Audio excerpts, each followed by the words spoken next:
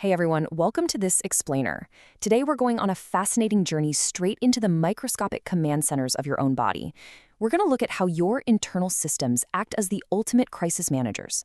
They are constantly working behind the scenes to keep you alive and functioning optimally, no matter what extreme situations you throw at them. Think about this for a second. How does your body survive a freezing ice rink and then turn right around and perfectly handle eating a massive sugary slice of chocolate cake?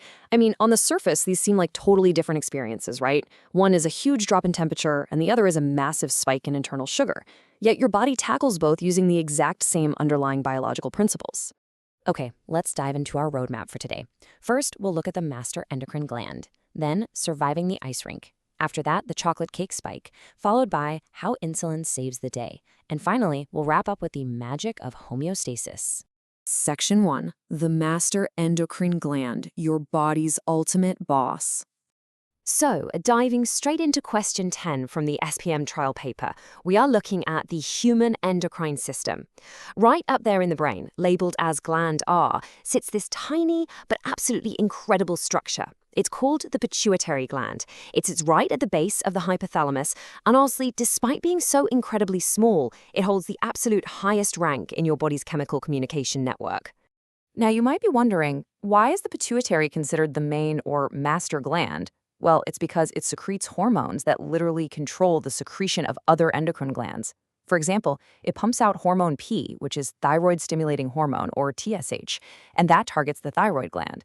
It also secretes hormone Q, adrenal corticotropic hormone, or ACTH, which commands the adrenal gland. Basically, it's the big boss handing out instructions to all the middle managers. But the pituitary isn't working alone. Beyond it, your body has several other key endocrine glands scattered all over. We've got the pancreas for regulating blood sugar, the adrenal glands sitting right on top of your kidneys for adrenaline, the thyroid in your neck, and of course, the reproductive organs. Now, all of these are ductless glands. That means they secrete their chemical messengers, hormones, directly into the bloodstream, where they travel to specific target organs to regulate your physiology. Moving on to Section 2, surviving the ice rink. Crisis number 1, the temperature drop. Now, what's really interesting about this slide is what's happening beneath the surface of this fun activity. We've got these two boys skating, but physically they are experiencing a severe drop in external temperature. Their core heat is totally at risk here, but a brilliant biological cascade is instantly triggered to save them. Let's walk through the exact textbook sequence of what happens the literal second they step onto that ice. First, that sharp drop in temperature is detected by specialized sensors called thermoreceptors, located right on their skin.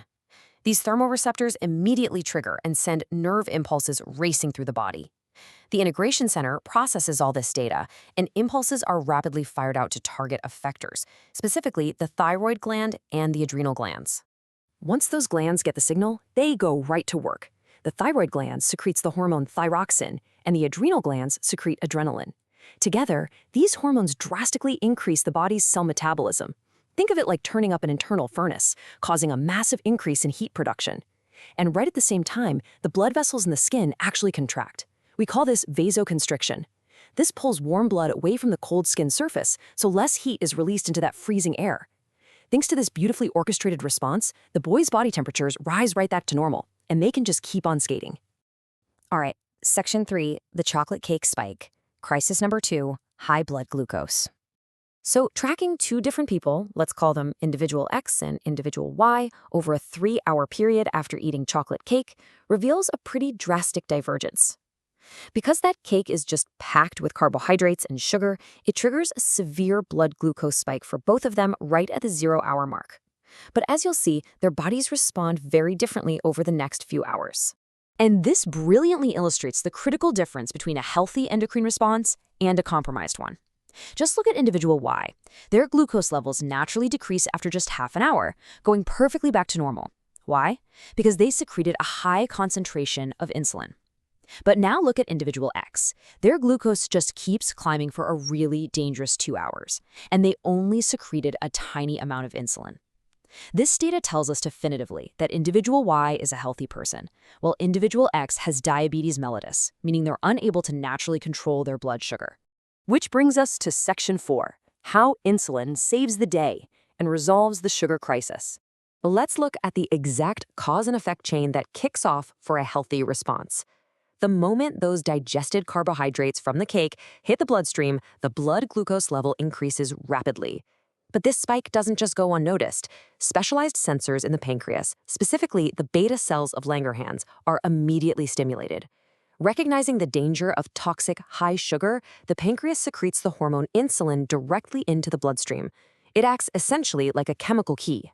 As insulin floods into the blood, it issues 3 life-saving commands. First up, it stimulates the liver and muscle cells to immediately use and oxidize that free glucose for energy. Second, it orders those exact same cells to convert the excess leftover glucose into glycogen, safely locking it away for storage. And finally, any remaining glucose is converted into fat inside adipose cells. Through these steps, insulin literally sweeps the excess sugar right out of the bloodstream, bringing those levels securely back down to a normal, safe range. Finally, Section 5, the magic of homeostasis. Let's look at the picture.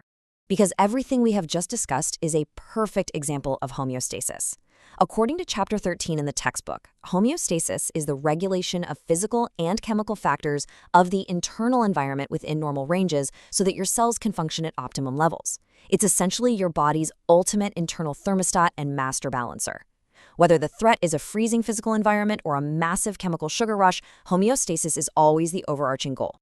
So the crucial point is how this actually works mechanically. It's all driven by the negative feedback mechanism. This simply means that whenever a normal range is disrupted by a stimulus, like getting too cold or eating way too much sugar, the body actively works in the opposite direction.